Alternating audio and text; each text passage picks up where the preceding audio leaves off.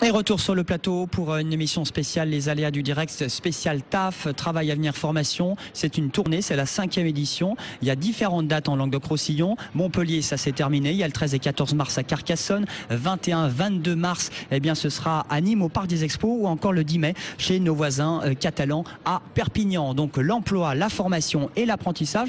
Et là, on va parler d'emploi justement avec certaines enseignes qui recrutent. Et c'est bien de le dire en ces périodes et ces temps difficiles. Elle est avec nous chargée de recrutement en Languedoc-Roussillon, c'est Isabelle Sylvestre. Bonsoir Isabelle. Bonjour. Merci d'être avec nous Isabelle, tout simplement pour nous parler un petit peu des différents postes et déjà pourquoi vous êtes ici à TAF et qu'est-ce que vous venez rechercher? Alors, Orange est présent sur ce salon, effectivement, aujourd'hui pour ses recrutements dans les métiers de la relation client, profil de poste, vendeur en boutique, pour ses métiers dans les réseaux, profil de poste, technicien d'intervention. C'est aussi l'occasion de rencontrer et d'échanger avec les candidats pour nos futurs recrutements. Et donc, on vient vous voir sur le salon, oui. On apporte son CV. Oui, voilà, on échange. On parle effectivement de nos postes, tout profil de poste confondu, CDI, CDD, les objectifs de recrutement. Il s'avère que l'année dernière, en 2011, sur la région de Languedoc-Roussillon, nous avons recruté plus de 200 candidats, donc sur tout profil de métier et de type de contrat. Alors c'est 10 000 emplois sur 3 ans, c'est votre patron qui l'a dit, chose promise, chose due pratiquement. Hein. Alors à fin 2011 toujours, puisque ce sont des chiffres de 2011, nous sommes à 78% d'atteinte de ces objectifs dans le domaine du recrutement. Donc ça laisse des opportunités pour 2012 et sur la région Languedoc-Roussillon.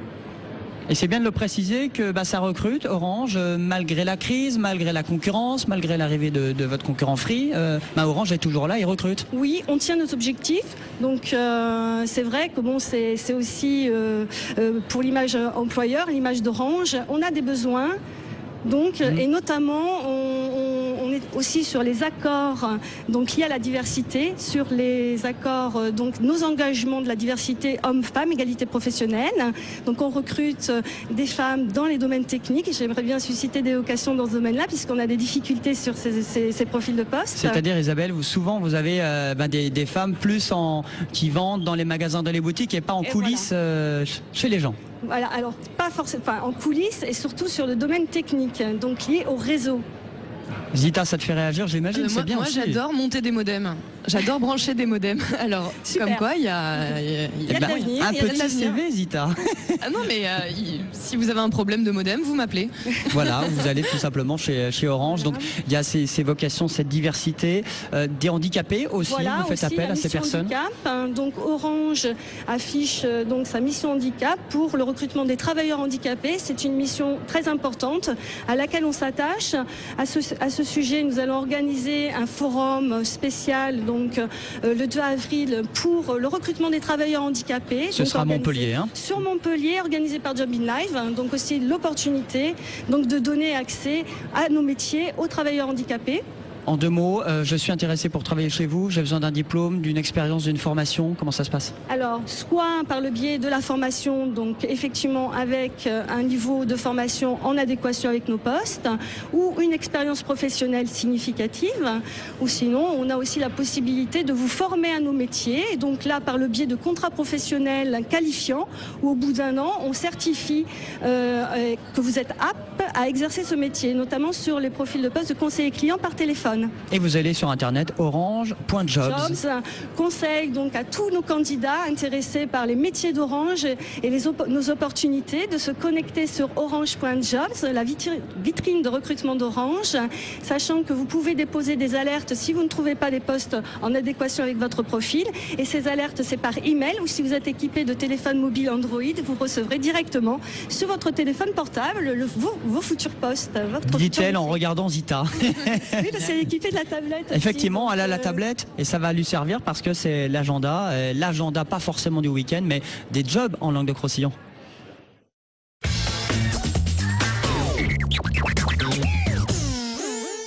Alors Mazita, il y a effectivement le taf, il y a une tournée en Languedoc-Roussillon, mais quelques bons plans. On va commencer par le Gros du Roi, c'est ça? Oui, on commence par le Gros du Roi, c'est le 13 mars au Palais des Sports de 9h30 à 17h, le Forum Emploi. On continuera avec du 13 Le 13 et 14 mars à Carcassonne au Dôme de 9h30 à 17h aussi. Le 15 mars à Villeneuve-les-Béziers, j'ai plein de dates. Espace Liberté, Gérard Somat de 9h à 16h. Le 16 mars à la Grande Motte au Palais des Congrès. Le 21 mars, c'est Job d'été à Montpellier, spécial jeune, au Crige et au Crêpes, de 10h à 17h par contre. Le 21 et 22 mars, la TAF anime au Parc des Expos, donc ça sera un grand événement. Le 23 mars à 7 à la salle Brassens. Le 23 mars au Cap d'Agde aussi, au Palais des Congrès de 9h à 17h. Le 27 mars à Narbonne au Parc des Expos. Il y a énormément de choses au mois de mars.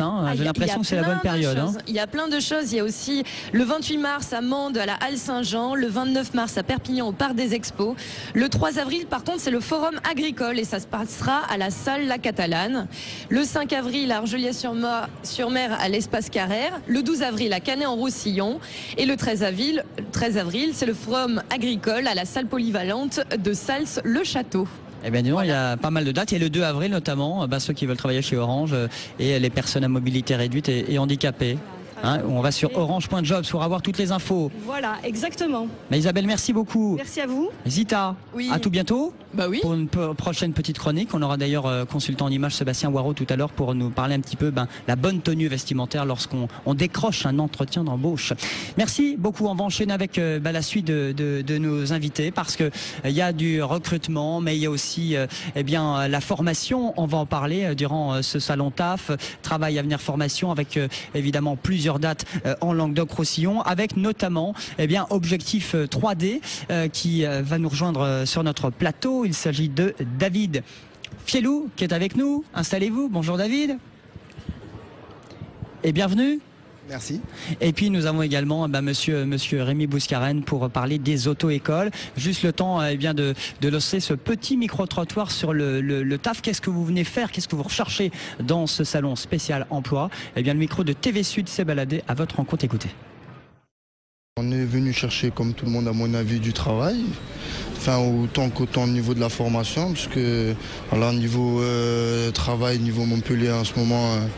c'est pas trop ça, donc on est venu un peu se renseigner dans les premiers temps et pourquoi pas trouver un job, quoi. Je suis venu pour apprendre plus sur les méthodes de recherche d'emploi, apprendre à connaître certaines entreprises, les boîtes d'intérim. Et donc voilà, suite à ça, je vais voir un peu ce qu'on me propose, les différentes méthodes. Et après, je les mettrai en application et je ferai le nécessaire pour trouver de l'emploi. Ça se passe bien, les gens sont sympas. Après, ils doivent voir tellement de profils. Il y en a certains qui ont des piles de CV assez importantes, donc on verra bien. Mais j'ai été déjà embauchée une première fois, donc il y a 2 ans, dans ce salon même. Donc pourquoi pas retenter ma chance. Et je trouve que de se déplacer directement, c'est tout de même beaucoup mieux de voir un petit peu la filière qu'on souhaite et les gens face à nous, c'est quand même mieux.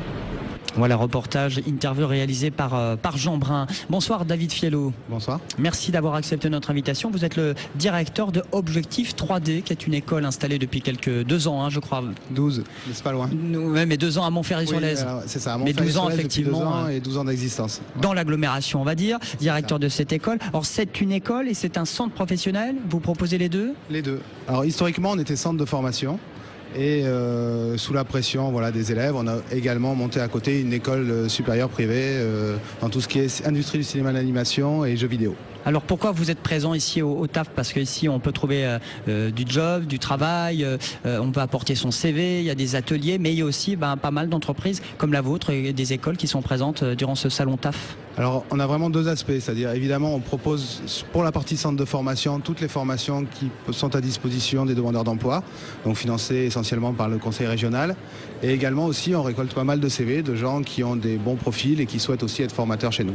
Alors Objectif 3D, c'est tout ce qui est cinéma, numérique, images de synthèse, film d'animation? C'est ça, et aussi tout ce qui est anciennement, tout ce qui est print, PAO et autres, qui aujourd'hui est beaucoup plus toute la communication visuelle qui se passe sur le web.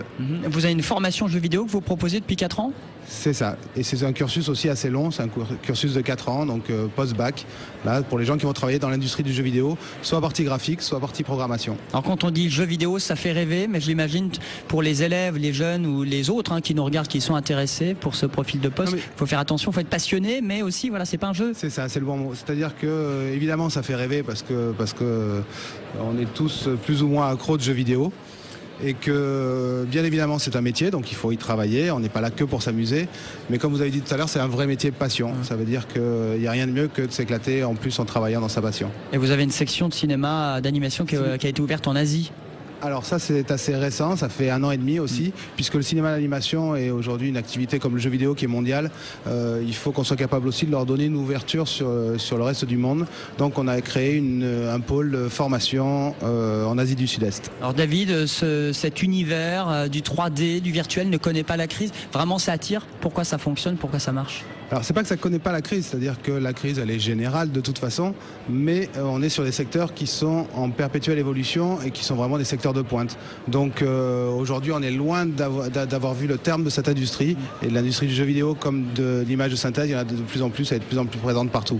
Je dis que ça ne connaît pas la crise parce qu'il y a 100%, il y a beaucoup de réussites, mais 100% d'embauche une fois que vos jeunes ont des diplômes. Pour l'instant oui, je ne veux pas me c'est pas mal non plus, on est très fiers parce que c'est vraiment ce qui nous plaît le plus, puisqu'on travaille, le but de la formation c'est de trouver un emploi derrière.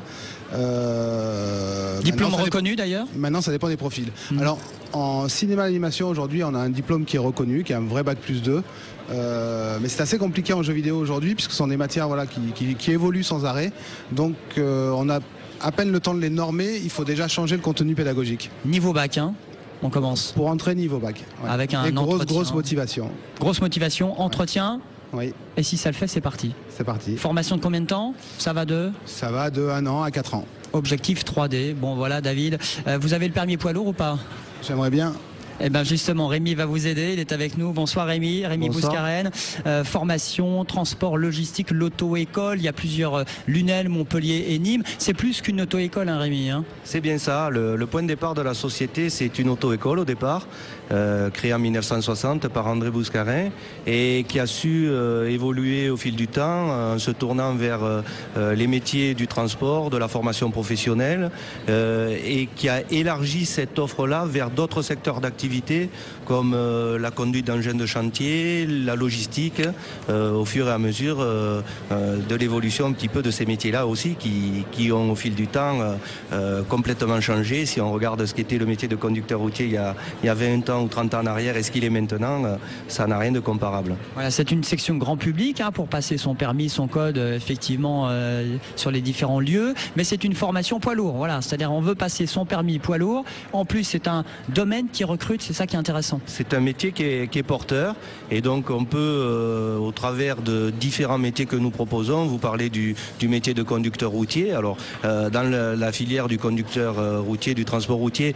il y a la filière transport routier de marchandises, mais aussi la filière transport routier de voyageurs, de personnes, qui sont deux métiers assez proches mais avec leur spécificité, et on peut au travers d'un permis de conduire qui sera ensuite confirmé par une formation obligatoire au métier de conducteur routier qui s'appelle la FIMO, qui dure 4 semaines, on peut à partir de ce biais-là véritablement exercer un métier et sur des domaines qui sont porteurs comme vous l'indiquiez. En tout, il faut compter 4 mois entre la FIMO et passer son permis poids lourd? On va dire à peu près 2 mois, 2 mois et demi pour les formations qualifiantes, et 4 mois ce serait plutôt les formations diplômantes que nous proposons aussi de type titre professionnel, puisqu'il existe des formations qui sont reconnues de niveau 5, et ça peut aller jusqu'à 9 mois pour des formations sanctionnées par un diplôme d'État de type CAP conduite routière niveau 5 éducation nationale. Alors Rémi Bouscarène, c'est un métier aussi difficile quand même d'être conducteur de poids lourd tout le temps sur la route? C'est vrai aussi. Ce sont des métiers à responsabilité parce qu'il y a un acte de conduite, il y a la responsabilité du conducteur. Dans certains cas, il y a également la responsabilité des personnes transportées. Si ce n'est pas des personnes, c'est des marchandises. Et donc ce sont des métiers où les personnes peuvent se réaliser, mais avec de plus en plus d'exigences de la part de la profession. Et c'est pour ça qu'il vaut mieux suivre des formations professionnelles qui soient véritablement reconnues. L'idéal, ce sont les formations diplômantes, parce qu'avec un diplôme en poche, on peut exercer ce métier, mais c'est également ce que recherche l'employeur, parce que c'est un gage de garantie et de responsabilisation de la personne. Et je précise que bien son permis de conduire de sa voiture ne suffit pas, évidemment. Il faut passer un autre permis. Exactement. Il y a des permis professionnels et il y a le permis voiture que tout un chacun possède, ou s'il ne le possède pas, il est vivement souhaité de le posséder pour travailler. Et puis il y a des permis professionnels. Ce sont les permis poids lourds, super lourds, transport en commun. Bon, il y a beaucoup d'attentes, en 2 mots? Il y a pas mal d'attentes, mais également pas mal de débouchés. On peut dire qu'avec les formations à l'ECF Bouscarin, en route vers l'emploi. Eh bien exactement, c'est bien dit, c'est la bonne conclusion. Merci beaucoup Rémi, rendez-vous donc soit à Nîmes, à Montpellier, à Lunel. Merci David Fiellou d'avoir accepté notre invitation, ça existe depuis 12 ans, Objectif 3D, un petit CV si l'élève est intéressé. C'est-à-dire CV, lettre de motivation, voilà, s'il il veut peut vous le contacter. déposer avec grand plaisir, sinon sur le site internet www.objectif3d.com. Eh bien, on va parler de la lettre de motivation vidéo. Ça fait un vrai buzz et ça marche très bien pour se vendre dans cette période difficile, pour séduire entre guillemets l'employeur. On en parle dans un instant après la page de pub sur TV Sud. À tout de suite.